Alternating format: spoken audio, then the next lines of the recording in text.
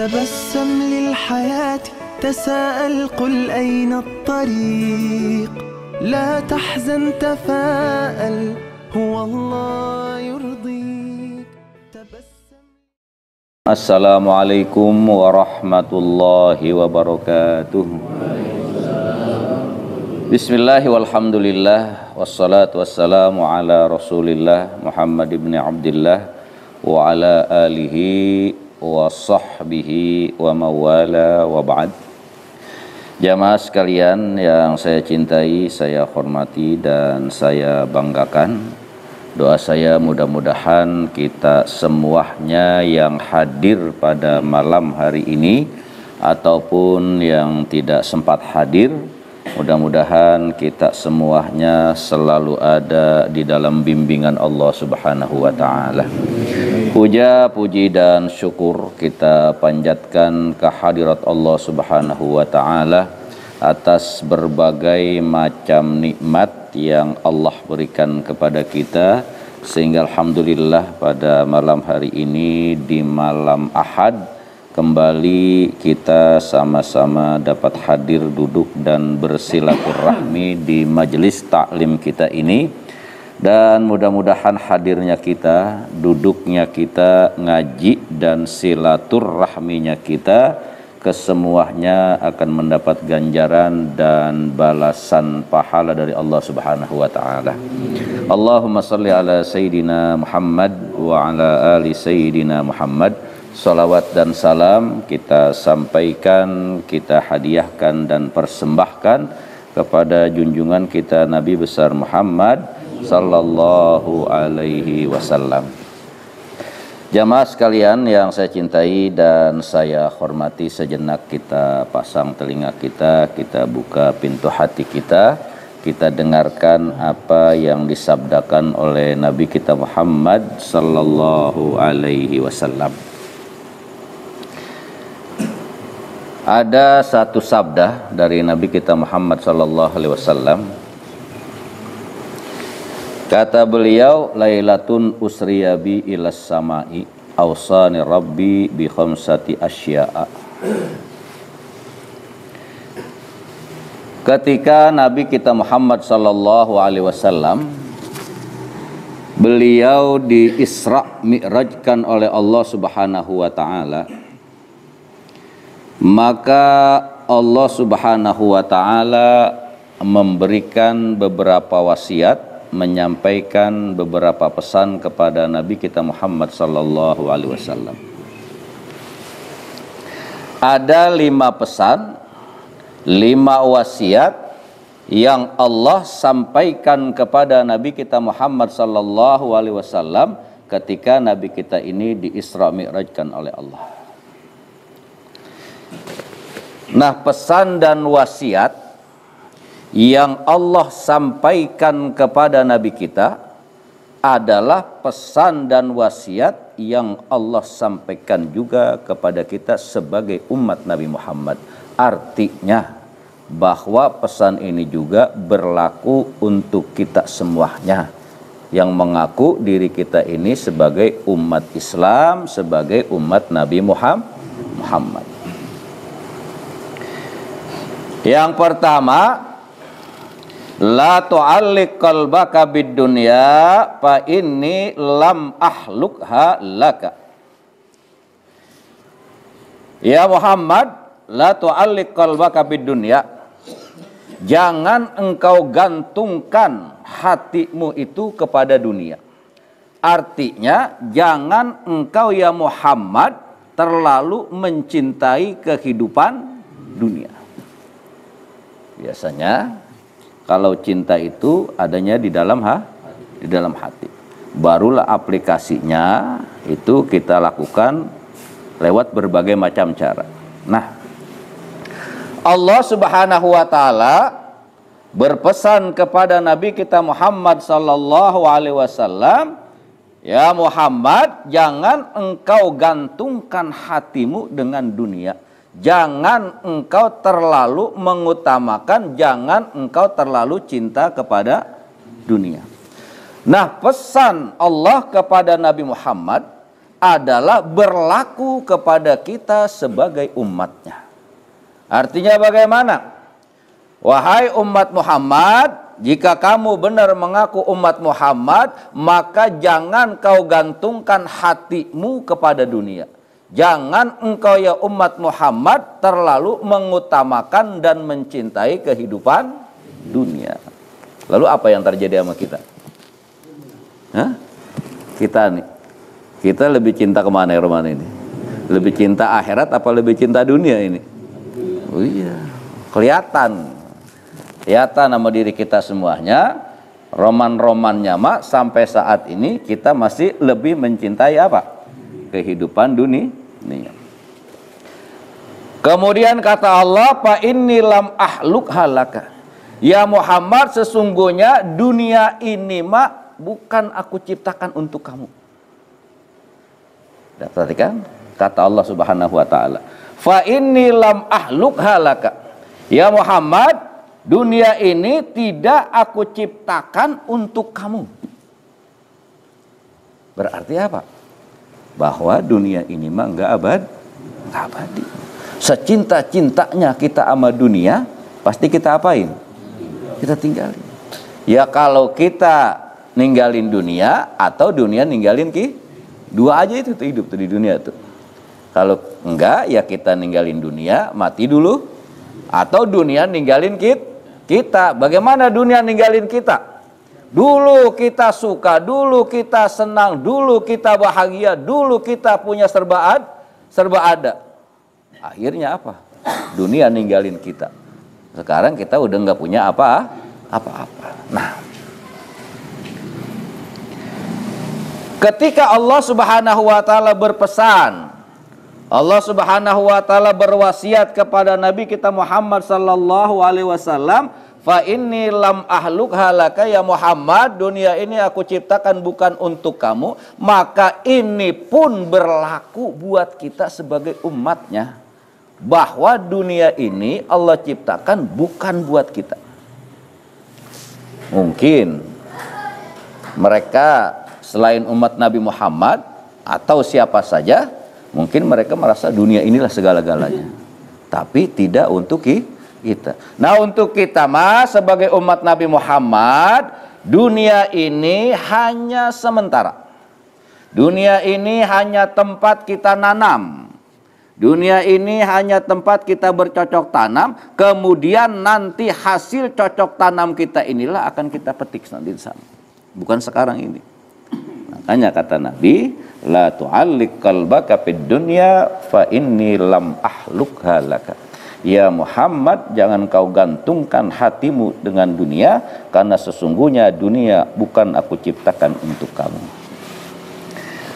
Waj'al mahabbataka li fa inna masirakum ilayya. Kemudian wasiat dan pesan Allah Subhanahu wa taala kepada Nabi kita Muhammad sallallahu alaihi wasallam. Waj'al mahabbataka li. Ya Muhammad, kata Allah, jika engkau mencintai sesuatu, jika engkau jatuh cinta kepada sesuatu, maka jadikanlah cintamu itu, kata Allah, li, hanya untukku. Kenapa demikian? Fa inna masirakum ilayya. Seapapun, sebagaimana besar pun cinta kamu kepada yang lain, kata Allah, tetap satu saat mah kamu akan kembalinya ke aku juga. Nah, sekarang kita bahas masalah cinta. Ada orang cinta karena Allah. Ada juga orang cinta karena dunia. Ini kita bahas dan ini. Kata Nabi kita Muhammad sallallahu alaihi wasallam, kelak di hari kiamat ada 7 golongan manusia yang akan mendapat naungan, yang akan mendapat pertolongan Allah, dan pada saat itu tidak ada naungan dan pertolongan kecuali pertolongan dari Allah Subhanahu wa taala. Satu di antaranya adalah warajulani tahabba fillahi. Adalah 2 orang yang saling cinta mencintai karena Allah. Cintanya karena Allah. Nah, ketika kita cintanya kepada siapapun kita mencintai dan cinta itu karena Allah, maka orang itu ijtama alai au tafarraqa alai. Mau orang itu ada sama kita, mau orang itu jauh atau enggak ada sama kita, tetap kita cinta. Kenapa? Karena cinta kita kena semata-mata karena siapa? Karena Allah. Lalu bagaimana kalau cinta kita karena dunia? Cinta kita karena dunia. Nah, ketika kita mencintai seseorang, menghormati seseorang, kemudian cintanya itu karena dunia, maka bisa jadi cinta itu akan beralih. Cinta itu akan apa? Akan beralih. Contoh, dulu saya nih pribadi. Dulu saya kemana-mana baju saya kuning. Ada PRT gini. Saya kemana aja baju saya kuning, baju kuning, kaos kuning, batik kuning, apa sempak saya kuning. Dulu. Udah. Kemudian berubah zaman. Akhirnya apa? Yang dulu saya mencintai warna kuning, akhirnya saya lupa itu kuning. Ketika berpisah dengan yang kuning, lupa saya sama yang kuning. Saya ganti sekarang baju saya merah. Lihat nggak merah nggak ini? Hah? Ada PRT ini. Merah. Akhirnya apa sekarang? Pertemuan, perkumpulan, entah apa lagi namanya, saya tukar kostum saya. Kalau dulu saya kemana-mana kuning, apa topi, pet saya kuning. Sekarang saya rubah. Kemana-mana apa saya aja warna saya merah. Bukan main. PKK saya merah. Apalagi namanya ya? Kader merah. Tahu paham banget ya kan ya? Paham bener. Wah, Andu apa aja merah. Kenapa ini? Karena cintanya bukan karena Allah. Cintanya adalah karena dunia, cintanya adalah karena kepentingan. Benar gak kira-kira ini? Hah? PRT benar gak kira-kira? Hati-hati gak diakuin.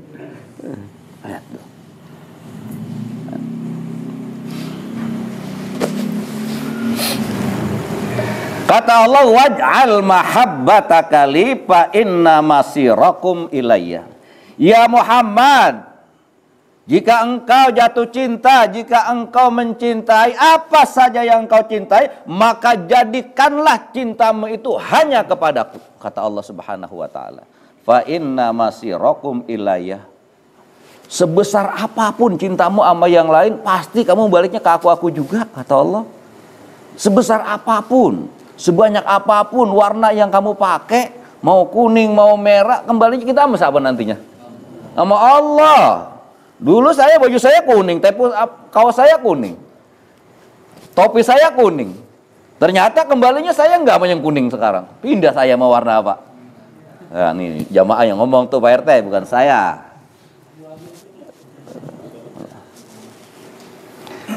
Kemudian pesan Allah Subhanahu wa taala kepada Nabi kita Muhammad sallallahu alaihi wasallam, dan pesan ini berlaku kepada kita sebagai umat Nabi Muhammad. Kata Allah, wajtahid fi talabil jannati wa kun aisan fil khalqi fa innahu laisa fi aidihim syai'un. Wajtahid fi talabil jannah. Ya Muhammad, selagi kamu hidup di dunia, maka bersungguh-sungguhlah kamu fi talabil jannah, untuk menggapai, untuk memperoleh, untuk mendapatkan surga. Surga yang dimasuk di sini bukan surga dunia, tapi surga akhirat. Nah, pesan ini, pesan yang Allah sampaikan kepada Nabi kita adalah pesan Allah yang Allah sampaikan kepada kita umat Nabi Muhammad. Lalu bagaimana pengertiannya? Wajtahid fi talabil jannah Wahai umat Muhammad, jika kamu benar-benar mengaku sebagai umat Nabi Muhammad, maka sesungguhnya sungguh-sungguhlah kamu untuk mendapatkan, meraih dan memperoleh surga. Jamaah sekalian yang dimuliakan Allah, kita nggak tahu nih, tinggal berapa lama lagi nih kita nih jatah hidup di dunia nih. Bener gak Bang Haji Opik? Iya, insyaallah.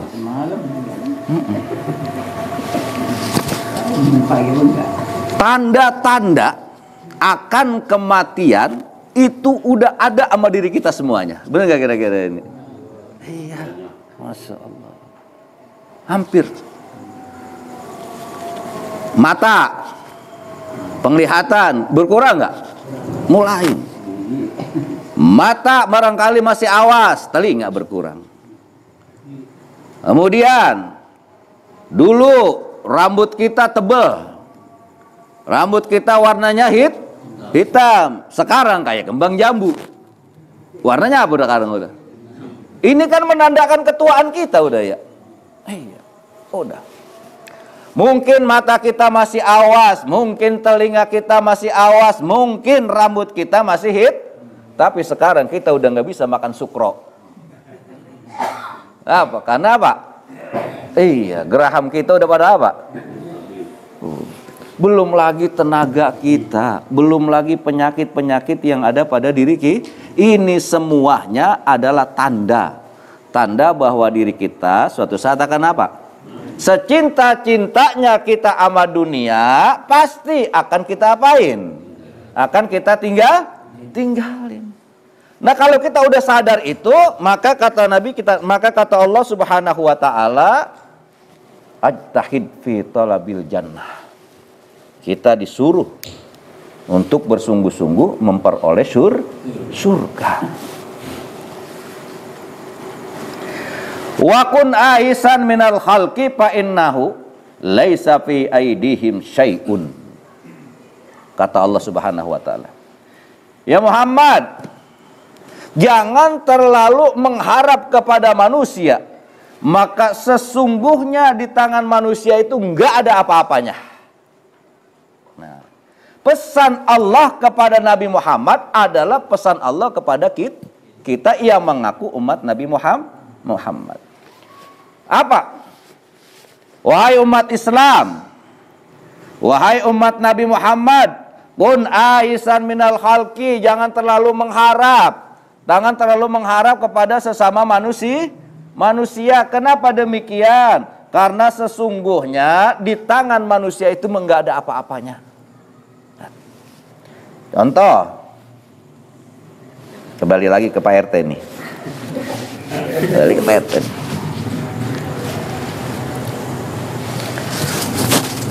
Ada Pak RT kan di sini ya?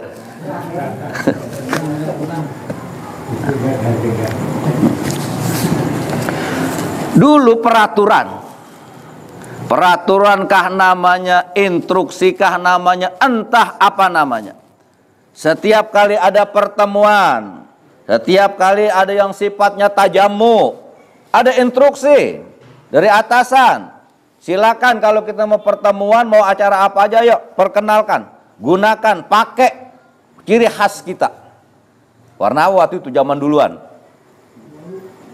Yang kuning kan semuanya. Pakai kita semuanya itu. Ya. Kata apa? Karena kita mengharap dari pimpinan kita. Oh, ternyata apa yang kita lakoni, apa yang kita lakukan, apa yang kita turutin kemauannya, ternyata apa? Nggak ada hasilnya apa-apa. Pak RT apa sekarang tuh? Nggak punya apa-apa juga. Padahal taat patuhnya apa kayak apa itu? Bukan main, apa kagak disuruh sama atasan masih dia pakai juga.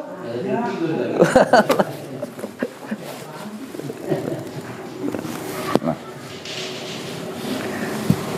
Fa inna fi aidihim fa innahu laisa fi aidihim syai'un. Karena kalau kita ngarep sama manusia mah nggak bakalan semuanya kita dapatin. Kenapa? Karena sesungguhnya di tangan manusia mah nggak ada apa-apanya. Yang punya kuasa, yang maha segalanya hanyalah siapa? Allah. yang terakhir. Wadum alat tahajjudi fa innan nusrata ma'a qiyamil lail. Kata Allah, ya Muhammad, dum alat tahajjud.